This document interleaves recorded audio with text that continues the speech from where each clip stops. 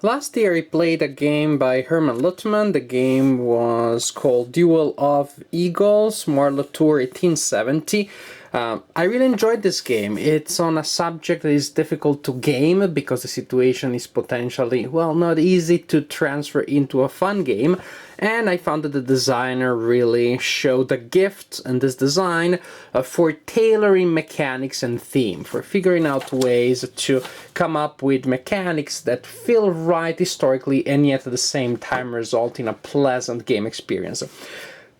With this in mind, you may imagine that I was pretty interested when I heard that the same designer had created a new game. The game is called A Spoiled Victory. The topic is Dunkirk 1940. The retreat of Allied units evacuating from Europe against the pretty much unstoppable or almost unstoppable advance of German units. Again, a topic that seems to me pretty hard to turn into a good game because you have allies that are running and Germans that are pursuing, not much more. Yet it is a fascinating event in history. It is such an important event in World War II.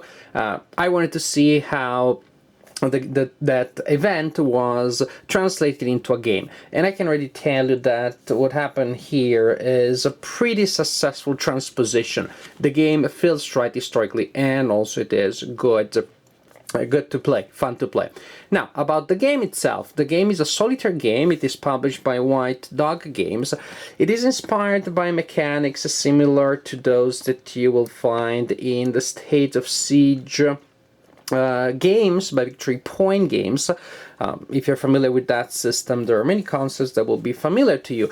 I would say that this game is more involved than the majority of games in the State of Siege system. Much more involved, much more complex, more layers to it. Takes a little bit more to get used to it, to the many phases and many possibilities, but it works. It is rewarding. The map shows a net of connections over which the units in the game will move. What you see here is the setup of the game, with German units pretty much surrounding Allied units. There are some Belgian units here, then you have British units, French units in this area, and evacuees units that represent a group of soldiers and people that will be evacuated, or you will try to evacuate from Europe before it is too late. The purpose of the game, which is a solitaire game, is to manage to evacuate as many people as possible from the continent. The AI will control the land German units that will advance against you, and also will control other events, including Luftwaffe attacks against the channel routes that the evacuating units will take, trying to leave the mess that is happening here. Your purpose in the game, therefore, is to slow down the advance of the Germans by using these units here to transfer these units along these paths here, and once they reach the last space, then they can leave the board and you can score them as points at the end of the game. The game lasts 18 turns, alternating day turns and night turns, with different modifiers and rules applying to each. And it's divided in two periods: a May period that goes until turn 10, and a June period that covers the rest of the game. In June, during the May turn, you have the option of, during the player's phase where you execute actions, you have the option of creating evacuee units. They just come out of nothing. Well, pretty much that means that there are people that are wandering around here. They can't be seen on the map. You form them into group, and then all of a sudden there is enough density, there is enough critical mass that they can result into a counter, and you can place a counter there. Later in the game, starting from June, you can create new units that you evacuate only by reducing combat units, which means there are balance challenges there. Now, how does a turn work? Well, actions in a turn are regulated by a deck of action cards at the beginning of each turn, following a sequence of play that, as you can see, has quite some steps. At the beginning of each turn, you have an event phase. You turn the first card on the deck and you read the top section, which will describe an event that takes place in that turn. Sometimes the event will last for the entire turn, so you put the card in front of you as a reminder. Sometimes the effect is immediate. Instructions are pretty self-explanatory. Some require some more thinking, but the explanations are on the rulebook. So you resolve a random event for that turn. Then, once you are done, the card, either at the end of the phase or at the end of the turn, depending on the event, the card is discarded. The card that you use to resolve an event is discarded. It does not come back into the deck when you reshuffle the deck. This means that the deck will be slightly different each time that you play the game. Good idea there. Also, there is another interesting thing. In many games where the AI is controlled by action cards, you turn a card and then you resolve all of the phases one after the other from the same card. Here, different sections of the cards are read from different cards. That is, you have a card that tells you the event. Discarded, then we move into the Luftwaffe attacks phase, then we flip another card and you look up the Luftwaffe section, and that tells you the area of the channel that is being attacked. At the beginning of the game there are only 2 areas that are open. There is another area that opens in turn 5. These paths are the ones that you use to move your units. They all first gather here and then you move them on these paths here. There's the shortest one but also the most dangerous. This is the safest one but also the longest. This one is middle of the road, but again you have to wait until turn 5 before you can use it. There is a table that you use to resolve Luftwaffe attacks, so you roll on that table and you see what happens to your poor evacuee units. After you resolve the Luftwaffe attacks, then you have the escape moves and the scoring. That is, this is when the units that you are evacuating and that are at the end of the tracks are removed from the board, and that is when you score them. Then the German moves. What do you do to determine the German moves? You draw another card. As you can see, each phase is resolved on a different card. The one that I use for the Luftwaffe attack is gone for now. Then Germans move.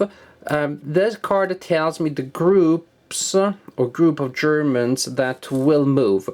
Germans are identified by different indications here. By the way, as you can see, the counters are very thick, very solid. The color, I mean the illustrations on them are good, kind of almost glossy. As you can see, they reflect light. It's really neat. These are really durable counters, no doubt. The number that you see there is the combat factor of the unit. There you have an indication, and that indication will tell you, when you match it with the indication on the action card, which German units move. When the German units move, they simply advance on the track, and some units will advance faster. For example, you have motorized units, armor units that may advance faster. But when German units encounter enemy units, they attack. That is, when you move a German unit in the same space as an allied unit, then you have to resolve combat. This can be painful. Standard combat, you pick up a number of dice equal to the number of the attacker. In this case it would be 5. That number can be modified by several circumstances. For example, terrain. A good defensive terrain may reduce the number of dice of the attacker, but modifiers never reduce an attacking number below 1. Then, if there are multiple defending units, you choose one to be the frontline unit. Otherwise, if there's only one, you use that unit. And you use the combat factor of the selected unit as the defense number. Then you roll the dice and you count the numbers that are equal to the defense number. Or the defense number also can be modified by several factors. But you count on one hand the number of rolls equal to that number and the number of rolls higher than that number. The dice that you roll that are lower than the defense number are discarded, they don't count. Now, it takes 2 rolls that are exactly the same as the combat value, in this case 2 rolls of 3, to score a single win.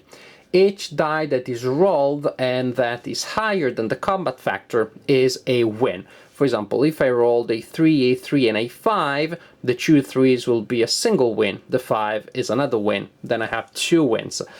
And then you look at the combat table, German attack, combat result tables, and that, depending on the number of wins that were scored, will tell you what happens to the Germans and to the Allies. For example, the Germans may retreat if any Allied unit remains in the space. They may take casualties depending on the number of ones that they rolled, if they rolled any 1 during their attack. Also, with a single win, the attack ends, and the Allies have to take a win. That is, they have to absorb a win. You can call it, they have to absorb a damage. Each such win can be absorbed by flipping a full strength unit to each reduced side, by eliminating a reduced unit, or by retreating. And multiple wins mean that multiple units will have to retreat or be reduced or be destroyed. There are also different effects for the Germans. For example, the Germans with 2 wins suffer no effect and will attack again if any Allied unit is still in space. So sometimes you do have to think about trading off space for blood, pretty much. You spend blood, you may be able to protect more space. You run away, well, you're giving up space, but your units are still alive. In some cases also, some units may break through. With 2 wins, only Panzer units will break through, those 2 units. With 3 wins, Panzer and motorized will break through. With 4 wins, everybody will, any German unit will break through. If there is an old German lady in there, she will break through too, because that's just how powerful the overall attack is. Breakthrough means that the unit advances and keeps on attacking and butting. You have to resolve more stuff. Suppose that the attack is resolved. Well, sooner or later, if you're playing for real, the attack is resolved. Suppose that this unit is eliminated or whatever. I haven't even looked at the table. This is the situation. After the Germans have moved and you have resolved the painful attack, it is finally time for the player to resolve actions. Guess what you do before you resolve actions? You flip a card and you look at the player actions section that tells you the number of actions that you have. There is a number of things that you can do. Here is the list. I think this is a good way of looking at it, so we have a reference here. Also, even if we don't talk about all of these, you get a good sense of the number of options that you have, which is pretty good. For example, you can move all units of the same nationality in one space by foot, that is one space, by spending 1 action, or by truck, which means longer movement, but it costs 2 actions. Basically, you activate a space and you can move all units in that space of a single nationality. Units of different nationalities do not activate together. You can stack units together, French and British, for example, but you do not activate together. You have to spend extra points, extra activations to activate them all. You can create an evacuee unit, but this is only allowed in a May turn. You can convert a combat unit into an evacuee unit. You can upgrade an evacuating unit and make it a little stronger. You can get an intelligence report. That's an option that allows you to know in advance what the Germans are going to do. You can raise the Dunkirk Spirit. The Dunkirk Spirit is a marker that you have available at the beginning of the game. You spend it during the game to get a reroll, and you can then spend an action to purchase it again so that you have it available again for later. You can conduct an evacuation move, so you move evacuating units. You can release the flooding. This is something that will allow you to turn some of the terrain into flooded terrain, and that will make it harder for the Germans to move. Already at the beginning of the game, there are some spaces that are marsh that are swampy and make it harder for the Germans to move. They have to stop when they get there. They have to roll a die to be able to move again. And there are sections of the map where you can do the same thing later by spending actions. You can build beach jetties, which allows you to evacuate units faster because it increases the stacking limit of the area where you're evacuating units. And also, in a similar fashion, you can repair a damaged mole or beach jetty marker. As you can see, there's a lot of stuff that you can do. Once you have performed your actions, you will perform standard evacuation moves. Guess what you do when you do that? I think you figured out by now. You flip yet again another card. You look at the evacuation section, and that will tell you the number of evacuating units that you can move depending on whether you're playing in a day turn or ignite turn. That concludes the turn. Well, you have some upkeeping to do at the end. For example, the Belgians may surrender if certain conditions apply. Panzers may be withdrawn. You remove suppression markers that may have been placed on units during the turn. And then you start the next turn. And again, you go through cards determining events, bad stuff happening, more bad stuff happening, other bad stuff happens. Okay, I can do some stuff. Yay, do some stuff. Bad stuff, bad stuff, bad stuff, bad stuff, bad stuff, bad stuff, bad stuff. I'm just kidding. I didn't even count exactly how many cards corresponded to each.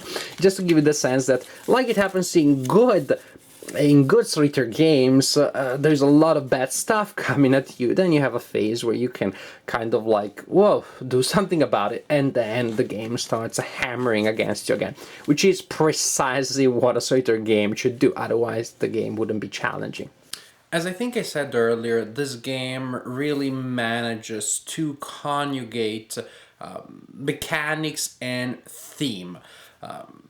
To do that, you had the sense that the game can be, in terms of rules, somehow quote-unquote inelegant, by which I mean it is not a matter of one or two concepts that are applied in many different ways. It is really many different concepts, many different rules about things that on the board work in vastly different ways, from the Luftwaffe to the way in which certain allies behave, to the way in which the Germans attack, and the way in which certain units can be moved, and so on and so forth.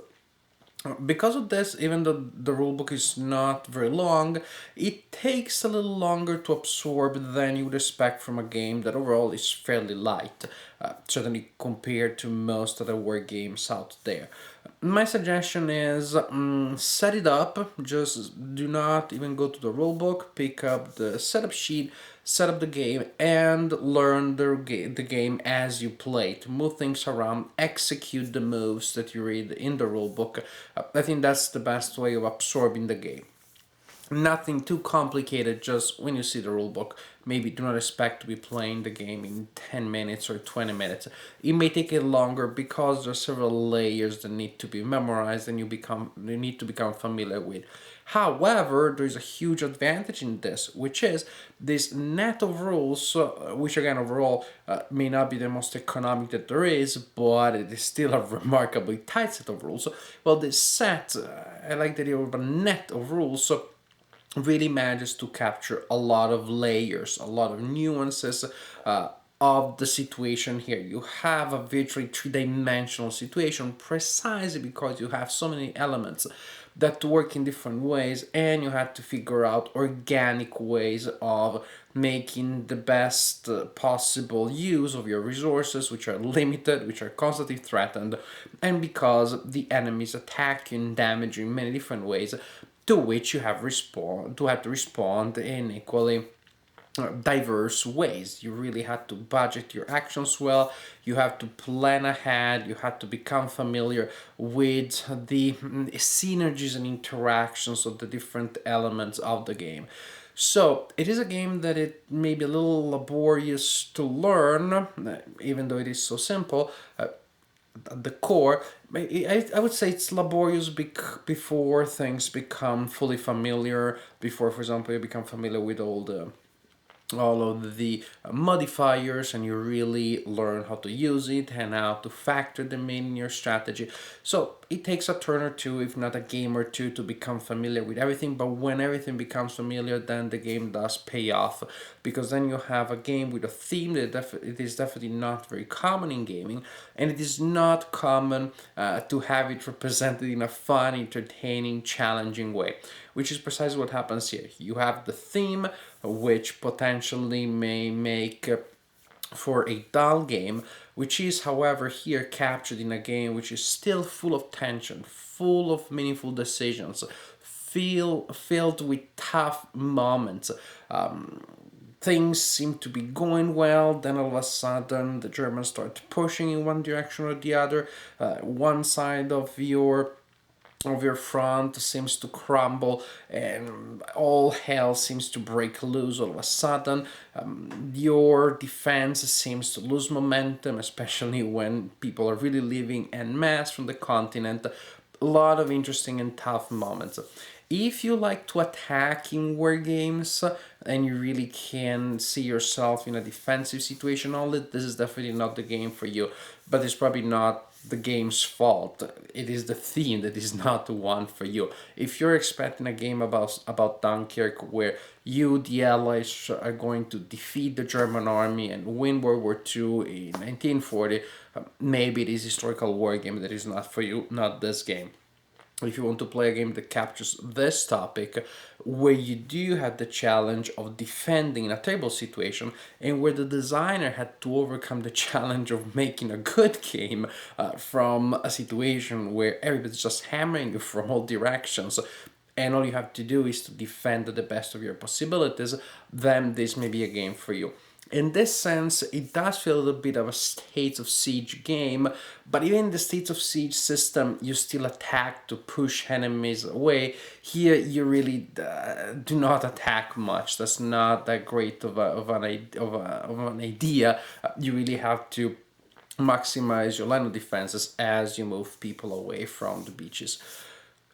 Good game. Maybe because of this defensive profile only, not everybody will like it, but I think that this is a game that really will touch a soft spot with most war gamers, because you have a theme that you do not find every day in war games, and frankly what you have here is a very good marriage between mechanics and theme, and that also is not something you see every day.